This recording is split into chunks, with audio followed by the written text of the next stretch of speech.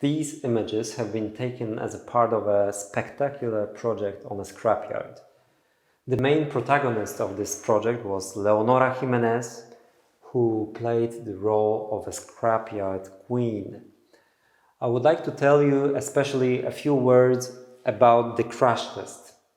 You ask many questions how this picture was actually realized.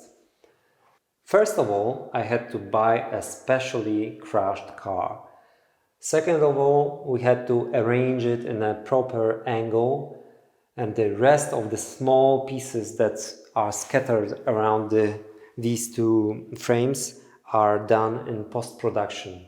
I can tell you as a secret that I had to organize a casting for a post-production company to realize the most realistic final effect.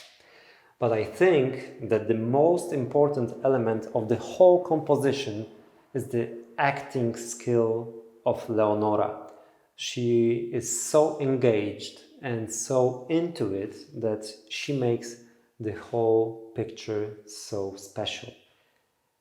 If you want to have a closer look how we created this complicated scene, click here and enjoy the backstage movie by Jacek Jabłoński.